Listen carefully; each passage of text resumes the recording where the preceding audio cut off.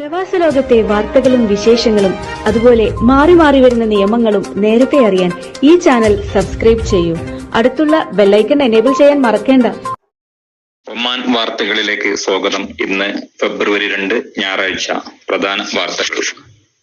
വടക്കൻ ബാത്തിന ഗവർണറേറ്റിൽ പുതിയ ചെമ്പ് ധാതു ശേഖരം കണ്ടെത്തി. ഗവർണറേറ്റിലെ ബ്ലോക്ക് 8-ൽ UK ആസ്ഥാനമായി പ്രവർത്തിക്കുന്ന ഖനന കമ്പനിയാണ് ശേഖരത്തിന്റെ തെളിവ് കണ്ടെത്തിയത്.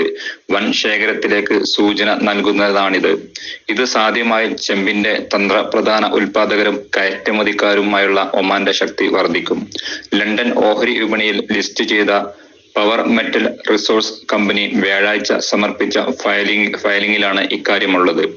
കമ്പനിയുടെ സഹോദര സ്ഥാപനമായ പവർ അറേബ്യയാണ് ഔദദ് പദ്ധതിയുടെ ഭാഗമായി ചെമ്പ് ശേഖര തെളിവുകൾ കണ്ടെത്തിയത്. മസ്കറ്റ് നഗരത്തിന്റെ 498 കിലോമീറ്റർ മുതൽ 130 കിലോമീറ്റർ വരെയുള്ള ഭാഗത്താണ് ഔദദ് പദ്ധതിയുടെ കേന്ദ്രം. ഹൈമയിൽ വാഹനാപകടം, 3 ഇന്ത്യക്കാർ മരിച്ചു, 8 പേർക്ക് പരിക്ക്. ഒമാനിലെ ഹൈമയിലുണ്ടായ വാഹനാപകടത്തിൽ 3 ഇന്ത്യക്കാർ മരിക്കുകയും 8 പേർക്ക് പരിക്കേൽക്കുകയും ചെയ്തു.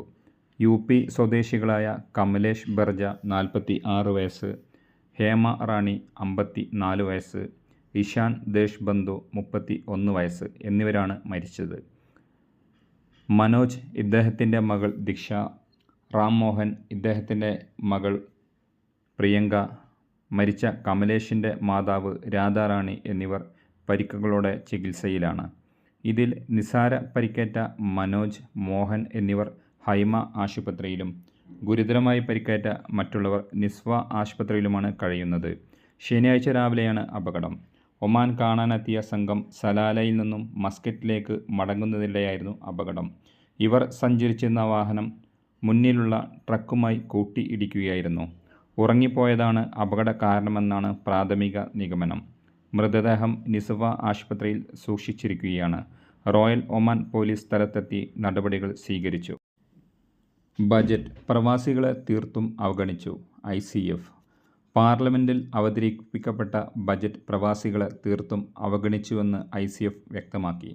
പ്രവാസികൾ വഴി രാജ്യത്തെത്തുന്ന പണം രാജ്യത്തിൻ്റെ സമ്പദ്ഘടനയെ സംരക്ഷിക്കുന്നു എന്ന പ്രസ്താവനയിൽ ഒതുങ്ങിയിരിക്കുകയാണ് പ്രവാസി പരാമർശം.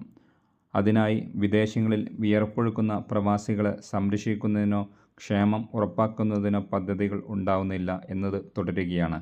രാജ്യത്തിൻ്റെ ഭാഗമായ പ്രവാസി സമൂഹത്തോടുള്ള ഈ അവഗണന വികസിത് ഭാരത് എന്ന മുദ്രാവാക്യത്തെ എത്രത്തോളം സാധൂകരിക്കുന്നതാണ് എന്ന് ഭരണാധികാരികൾ ചിന്തിക്കേണ്ടതുണ്ടെന്ന് ICF പ്രസ്താവനയിൽ പറഞ്ഞു. ഒമാൻ തായ്ലാൻഡ് സഹകരണം ശക്തമാക്കും. വിദേശകാര്യ മന്ത്രാലയത്തിന്റെ ഭരണ സാമ്പത്തിക കാര്യ അണ്ടർ സെക്രട്ടറി ഖാലിദ് ബിൻ ഹാഷൽ അൽ മുസൽഹി തായ് വിദേശകാര്യ മന്ത്രാലയത്തിന്റെ ഡെപ്യൂട്ടി സെക്രട്ടറി ജനറൽ ശ്രീലക്നിയുമായുള്ള കൂടിക്കാഴ്ച നടത്തി. തായ് വിദേശകാര്യ മന്ത്രാലയത്തിന്റെ ആസ്ഥാനത്ത് നടന്ന കൂടിക്കാഴ്ചയിൽ ഉഭയകക്ഷി ബന്ധം മെച്ചപ്പെടുത്തുന്നതിനുള്ള വഴികളും സംയുക്ത സഹകരണ മേഖലകളും ചർച്ച ചെയ്തു. തായ്ലാന്റിലെ Oman ambassador HE Isa al Alawi, ഫുക്കറ്റിലെ Oman honorary consul John Budd, ഇരുവശത്തു നിന്നുള്ള നിരവധി ഉദ്യോഗസ്ഥർ എന്നിവർ പങ്കെടുത്തു.